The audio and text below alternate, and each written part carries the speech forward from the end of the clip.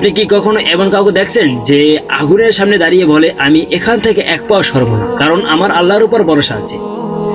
একে কি আপনি ঈমান বলবেন নাকি বোকামি?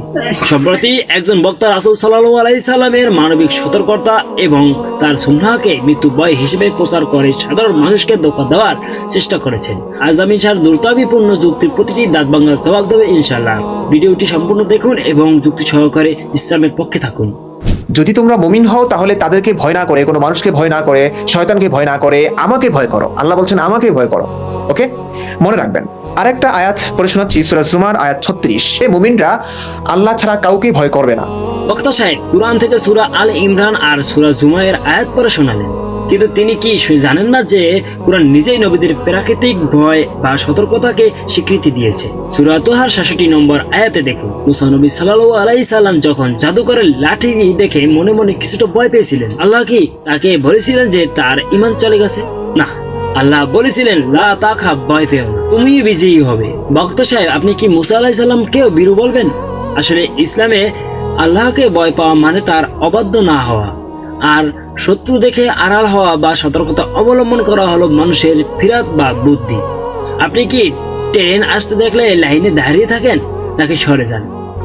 সরে যাওয়া যদি বিরত হয় তবে আপনার যুক্তি অনুযায়ী দুনিয়ার সব বুদ্ধিমান মানুষই বীরু থাকতো। দয়াল নবীজি রহমাতুল্লিল আলামিন তিনি কোরআনে আয়াত নামিয়ে বলেছেন তোমরা শুধু আল্লাহকেই ভয় করো, মানুষকে ভয় পেও না, শয়তানকে ভয় পেও না, কোনো শত্রুদেরকে ভয় পেও না, আল্লাহকেই ভয় পাও। হাদিসে বলেছেন সমস্ত বিপদ আপদে আল্লাহকেই ভয় করো, আল্লাহর কাছে আশ্রয় চাও। সেই তিনি মদিনায় এসে আকাঙ্ক্ষা করছেন যে আমার পাহারাদার যদি কোনো মানুষ থাকতো, আমার পাহারায় যদি সারা রাত কোনো মানুষকে পেতাম। ক্রুদ্ধ হয়ে পড়েন, তখন প্রাণ নাশের আশঙ্কায় মৃত্যুর ভয়ে তিনি মানুষের কাছে, সাহাবীদের কাছে সাহায্য চান এবং তাদেরকে জান্নাতের প্রলোভন দেখান যে না, নবীর ইচ্ছাটা পূরণ করি। তিনি চলে আসলেন, তো তিনি পাহারা দিয়েছেন, সারা রাত তিনি নিশ্চিন্তে ঘুমিয়েছেন। আল্লাহর কাছে যখন শত্রু বাহিনী কর্তৃক অবরুদ্ধ হয়ে পড়েন, তখন তিনি আল্লাহর কাছে সাহায্য না চেয়ে মানুষের কাছেই কিন্তু সাহায্য চাইলেন। রাসূল সাল্লাল্লাহু আলাইহি সাল্লাম মদিনায় পাহারাদার রেখেছিলেন, এটা তার মৃত্যু ভয় ছিল না, বরং এটা ছিল তার সুন্নাহ।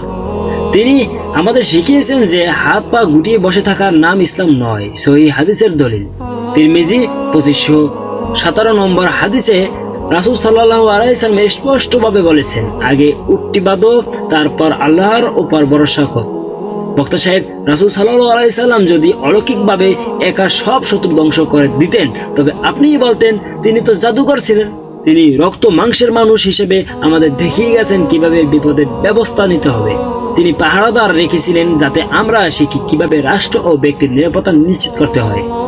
একে বিরতা বলা আপনার চরম অজ্ঞতা অথবা দুর্তামি। একমাত্র আল্লাহকেই ভয় পাওয়ার কথা বলেছেন। হাদিসে বলেছেন দুনিয়ার সকল বিপদ আপদে আল্লাহর কাছে আশ্রয় চাইতে, কাউকে না ভয় পেতে, আল্লাহকেই ভয় পেতে। এবং মুমিনদের কাজ এটাই। সেই তিনি শত্রুর ভয়ে রাতে ঘুমাতে পারছেন না, তার পাহারাদার লাগে। সেই তিনি যখন যুদ্ধে যান, শত্রু বাহিনী কর্তৃক তিনি অবরুদ্ধ হয়ে পড়েন, তখন প্রাণ নাশের আশঙ্কায় মৃত্যুর ভয়ে তিনি মানুষের কাছে, সাহাবীদের কাছে সাহায্য চান। সেই নবী আল্লাহর কাছে যখন শত্রু বাহিনী কর্তৃক অবরুদ্ধ হয়ে পড়েন, তখন তিনি আল্লাহর কাছে সাহায্য না চেয়ে মানুষের কাছেই কিন্তু সাহায্য চাইলেন। বক্তা সাহেব বলেছেন নবী সাল্লাল্লাহু আলাইহি সাল্লাম উহুদ যুদ্ধে মানুষের কাছে সাহায্য চেয়েছেন, আল্লাহর কাছে কেন চাইলেন না? হাস্যকর যুক্তি। উহুদ যুদ্ধে কি আল্লাহ ফেরেশতা পাঠাননি? অবশ্যই পাঠিয়েছিলেন। সূরা আল ইমরান 124 নম্বর আয়াত। কিন্তু মনে রাখবেন, দুনিয়াটা একটা পরীক্ষার ক্ষেত্র। নবী সাল্লাল্লাহু আলাইহি সাল্লাম উহুদ যুদ্ধে নিজের দাঁত মোবারক শহীদ করেছেন, তার মাথা ফেটে রক্ত বেরিয়েছে, তিনি তো পালিয়ে যাননি। তিনি যদি মৃত্যুকে ভয় পেতেন তবে মক্কার কাফেরদের সাথে আপোষ করে মক্কার রাজা হয়ে থাকতেন। তিনি কেন তীর্থ মরুভূমিতে দিনের পর দিন যুদ্ধ করলেন?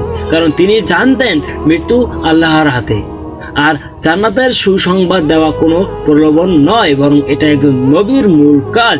রাশিয়ান ওয়া নাজিরা, সুসংবাদদাতা ও সতর্ককারী। ভাই, নবীগিরি তো শেষ। এরকম একটা দুটা প্রমাণ থাকতো, জীবনের সবকিছু বিসর্জন দিয়ে এই পথে আসতাম না। বাংলাদেশে ধর্ম ব্যবসা করতাম, মসজিদ মাদ্রাসায় ইমামতি, শিক্ষকতা করতাম, মাহফিলে ওয়াজ করতাম, লক্ষ লক্ষ টাকা ইনকাম করতাম, 4-5টা বিয়ে করতাম, 4টা বিয়ে করতাম, সুন্দরী সুন্দরী নারী, সব যোগ্যতাই তো ছিল, করতে পারেনি। প্রিয় ভাই ও বোনেরা, এই বক্তা বলেছেন তিনি সবকিছু বিসর্জন দিয়ে এই পথে এসেছেন, কিন্তু তিনি যা বলেছেন তা কি যুক্তিসঙ্গত? তিনি আপনাকে আল্লাহর উপর ভরসার ভুল ব্যাখ্যা দিয়ে বিভ্রান্ত করার চেষ্টা করেছেন। তিনি আলেমদের গালি দিচ্ছেন কারণ তিনি জানেন সত্যকে সরাসরি আক্রমণ করা কঠিন, তাই তিনি আলেমদের উপর কাদা ছুঁড়ে তিনি আপনার মনে ইসলাম নিয়ে ঘৃণা তৈরি করতে চান। আপনি একবার ভেবে দেখুন, সেই নবী সাল্লাল্লাহু আলাইহি সাল্লাম যার পা মোবারক রক্তে রঞ্জিত হয়েছিল তাইফে, যিনি মদিনায় দিনের পর দিন না খেয়ে কাটিয়েছেন, তিনি কি নিজের স্বার্থের জন্য এসব করেছেন? না, তিনি করেছেন আমাদের জন্য।